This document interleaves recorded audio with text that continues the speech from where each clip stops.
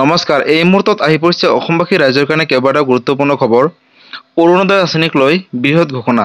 বন্ধু বান্ধৱীসকল, যদি আপোনালোকে অৰুণোদয় আঁচনিৰ ধন এইটো মাহেকৰ 12 তাৰিখে আপোনালোকে লাভ কৰা নাই, তেন্তে আপোনালোকে ভিডিঅ'টো সম্পূৰ্ণকৈ চাওক। আপোনালোকে অৰুণোদয় আঁচনিৰ ধন লাভ কৰিব নে নাই, আৰু যদিও কৰে কেতিয়া কৰিব, আৰু কি কৰিলে অৰুণোদয় আঁচনিৰ ধন 1250 টকা লাভ কৰিব, সবিশেষ জানিব এইটো ভিডিঅ'ৰ মাধ্যমত। আৰু বহুতে অৰুণোদয় আঁচনিৰ ধনৰ পৰা বঞ্চিত আছে এতিয়ালৈকে, গতিকে সবিশেষ জানক। আৰু আত্মসহায়ক গোটক লৈ এটা ডাঙৰ খবৰ। যিসকল মহিলাই আত্মসহায়ক গোটৰ 10,000 টকাৰ বাবে আবেদন কৰিছিলে, তেওঁলোকৰ বাবে বৃহৎ ঘোষণা। চাওক সবিশেষ এইটো ভিডিঅ'ৰ মাধ্যমত। আৰু হিমন্ত বিশ্ব শৰ্মাই কেইবাটাও আজি আঁচনি ঘোষণা কৰিছে, সবিশেষ জানক। আৰু PM কিষাণ যোজনাক লৈ এটা ডাঙৰ খবৰ।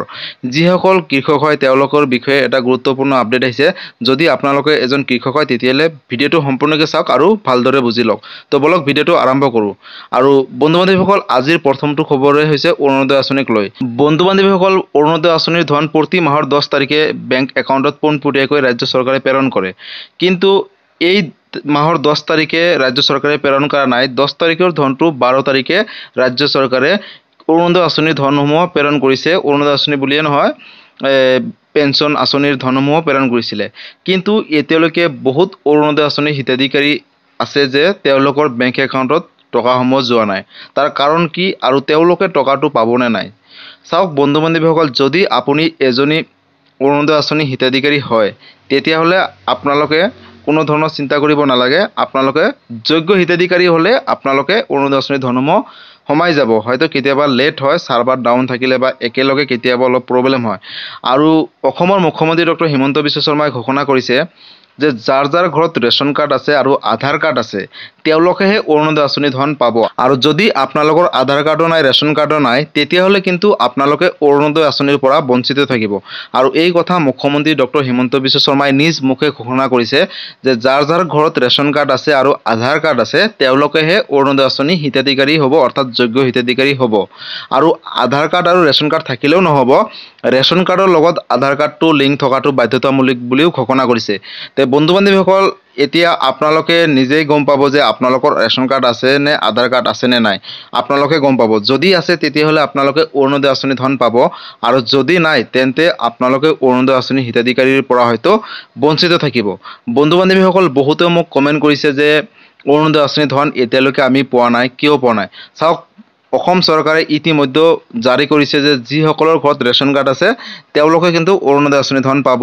আৰু যিসকলৰ হয়তো আধাৰ কাৰ্ড আছে, ৰেচন কাৰ্ড নাই, তেওঁলোকে কিন্তু অৰুণোদয় আঁচনি ধনৰ পৰা বঞ্চিত থাকিব।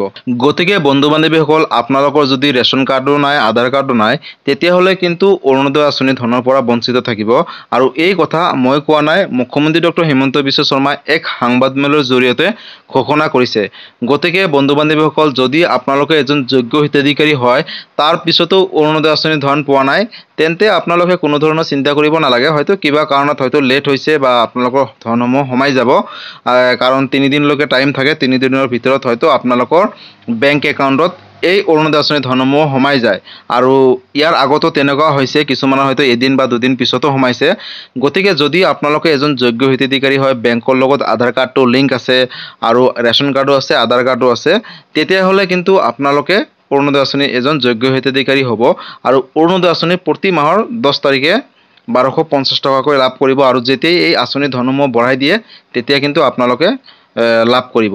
আৰু যিসকলে নতুনকৈ আবেদন কৰিব, বন্ধু বান্ধৱীসকল, তেওঁলোককো ক'ব বিচাৰিছোঁ যে আপোনালোকে আবেদন কৰাৰ আগতে আপোনালোকৰ ঘৰত ৰেচন কাৰ্ড আছে নে নাই, আৰু আধাৰ কাৰ্ডৰ লগত বেংক একাউণ্টটো লিংক আছে নে নাই, সবিশেষ তথ্যখিনি আগতে জমা কৰি ল'ব। কাৰণ যদি আপোনালোকৰ বেংক একাউণ্টত আধাৰ কাৰ্ড লিংক নাথাকে, তেতিয়াহ'লে কিন্তু আপোনালোকে ধনসমূহ নাপাব। কাৰণ DBDৰ মাধ্যমত বেংক একাউণ্টত ট্ৰান্সফাৰ কৰে।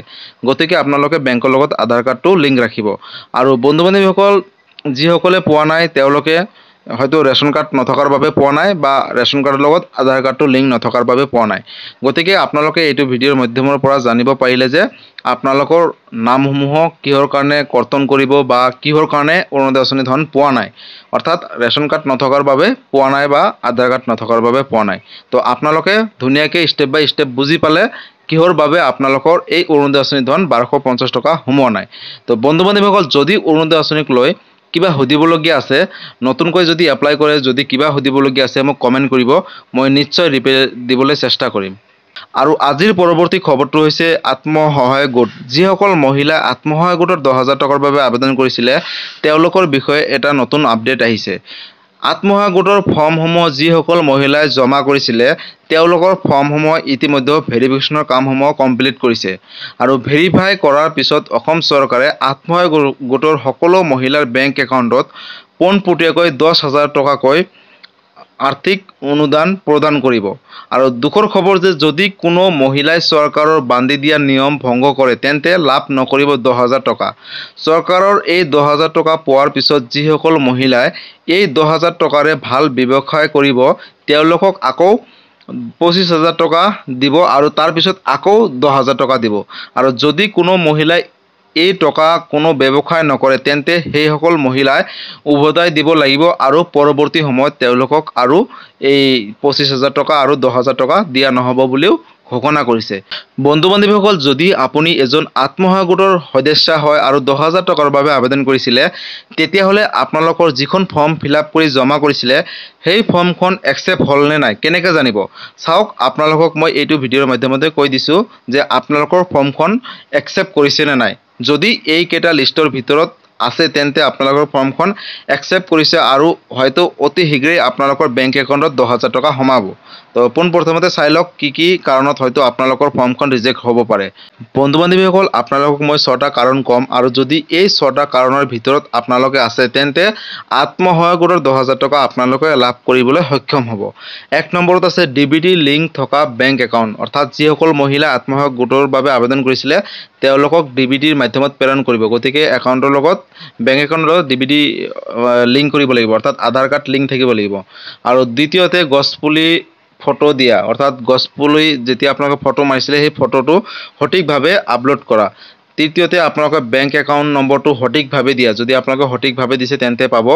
আৰু 4 নম্বৰত আছে জেনেৰেল কাষ্টৰ 3টাতকৈ অধিক সন্তান নথকা মহিলা, অৰ্থাৎ যিসকলে জেনেৰেল কাষ্টৰ হয় তেওঁলোকে যদি 3টাতকৈ অধিক সন্তান ল'ৰা ছোৱালী থাকে তেন্তে তেওঁলোকে কিন্তু এই আত্মসহায়ক গোটৰ 10,000 টকাৰ পৰা বঞ্চিত থাকিব। আৰু 5 number SC ST Moran Motok tea tribal আদিৰ 4টাতকৈ অধিক সন্তান নথকা মহিলা, অৰ্থাৎ যিসকলে ST SC মৰাণ মটক চাহ বাগানত যিসকলে কৰিছে তেওঁলোকৰ যদি 4টাতকৈ অধিক ল'ৰা ছোৱালী থাকে তেন্তে তেওঁলোকে এই আঁচনিৰ পৰা বঞ্চিত হ'ব। আৰু 6 নম্বৰটো হৈছে বিজনেছ প্লেন ফৰ্ম দিয়া মহিলা, যিসকলে বিজনেছৰ বাবে যি বিজনেছ কৰিব সেই ফৰ্মখন যদি উল্লেখ কৰা আছে তেতিয়াহ'লে তেওঁলোকে কিন্তু এই আত্মসহায়ক গোটৰ 10,000 টকাৰ বাবে এজন যোগ্য হিতাধিকাৰী হ'ব আৰু তেওঁলোকক আত্মসহায়ক গোটৰ 10,000 টকা পোনপটীয়াকৈ ৰাজ্য চৰকাৰে প্ৰেৰণ কৰিব। তো বন্ধু বান্ধৱীসকল, এই 6টা কাৰণৰ মাজত যদি আপোনালোকে আছে তেন্তে আপোনালোকে লাভ কৰিব 10,000 টকা। আজিয়ে আছিলে এইটো আত্মসহায়ক গোটক লৈ এটা ডাঙৰ আপডেট। যদি আত্মসহায়ক গোটক লৈ কিবা সুধিবলগীয়া আছে মোক কমেণ্ট কৰিব, মই নিশ্চয় ৰিপ্লাই দিবলৈ চেষ্টা কৰিম। আৰু আজিৰ পৰৱৰ্তী খবৰটো হৈছে PM কিষাণক লৈ। বন্ধু বান্ধৱীসকল, যিসকল কৃষকে এতিয়ালৈকে 17 নং কিস্তি ধন লাভ কৰা নাই তেওঁলোকৰ বিষয়ে এটা আহিছে অফিচিয়েলভাৱে ডাঙৰ আপডেট। বন্ধু বান্ধৱীসকল, যদি আপোনালোকে এজন যোগ্য কৃষক হয় আৰু এতিয়ালৈকে যদি 17 নং কিস্তি ধন লাভ কৰা নাই তেন্তে আপোনালোকে 17 নং কিস্তি ধনটো লাভ কৰিব পাৰিব 18 নং কিস্তি ধনৰ লগত। আৰু তাৰ বাবে অফিচিয়েলভাৱে আপডেট আহিছে যে যিসকল যোগ্য কৃষক হয় তেওঁলোকে যদি নিজৰ KYC সমূহ কমপ্লিট কৰা নাই, বেংকৰ লগত আধাৰ কাৰ্ডটো লিংক কৰা নাই বা লেণ্ড শ্বেডিংটো আপডেট দিয়া নাই তেন্তে তেওঁলোকৰ অতি শীঘ্ৰেই অৰ্থাৎ অহা 18 নং কিস্তি ধনৰ আগত তেওঁলোকৰ বেনিফিচিয়াৰী ষ্টেটাছটো সম্পূৰ্ণকৈ ঠিক কৰিব লাগিব আৰু যোগ্য কৃষক হৈ উঠিব লাগিব। তেতিয়াহে তেওঁলোকক এই 18 নং কিস্তি ধনৰ লগত 17 নং কিস্তি ধন 2,000 টকা প্লাছ 2,000 4,000 টকাকৈ দিব। গতিকে বন্ধু বান্ধৱীসকল, আপোনালোকে যদি এজন যোগ্য কৃষক হয় আৰু যদি 17 নং কিস্তি ধনৰ পৰা বঞ্চিত আছে তেতিয়াহ'লে আপোনালোকে কোনো ধৰণৰ চিন্তা কৰিব নালাগে। 17 নং কিস্তি ধনটো আপোনালোকে 18 নং কিস্তি ধনৰ লগত 2,000 প্লাছ 2,000 4,000 টকাকৈ লাভ কৰিব।